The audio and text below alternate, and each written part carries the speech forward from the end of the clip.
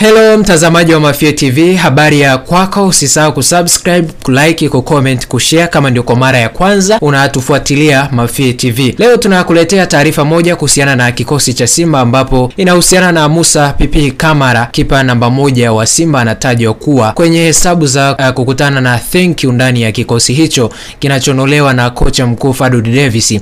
Kamara ni chaguo la kwanza ndani ya Simba, ambayo ipo kwenye maandalizi ya kuelekea mchezo wa ligi kuu bara dhidi ya Kagera Sugar unaotarajiwa kuchezwa katika uwanja wa KMC Complex. Taarifa zinaeleza kuwa kipa huyo ambaye amekaa langoni kwenye mechi 25 za ligi kuu akikusanya hati safi 17, akiwa ni kinara wa makipa ambao hawajafungwa mechi nyingi. Kiwango chake bado hakijawafurahisha mabosi wa timu hiyo kutokana na makosa ambayo yamekuwa akiyafanya. Kumekuwa na mgawanyiko ndani ya uongozi wa Simba, ambapo wapo ambao wanahitaji kipa huyo asepe na wengine wanaamini anatakiwa apewe muda na atakuwa bora zaidi. Ikumbuke kwamba kwenye mchezo dhidi ya Coastal Union mzunguko wa kwanza, Kamara alifungwa mabao mawili kutokana na makosa ya safu ya ulinzi na makosa yake kwa kutokuwa kwenye eneo lake mara zote.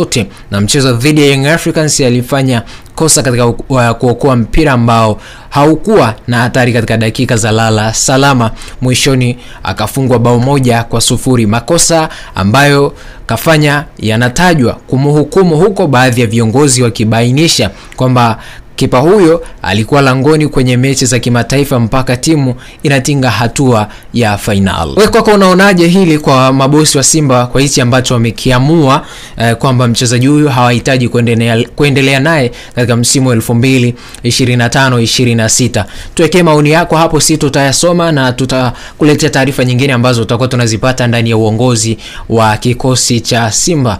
Na hii ni Mafia TV. Usisahau kusubscribe, kulike, kucomment, kushare kama ndio kwa mara ya kwanza unatufuatilia.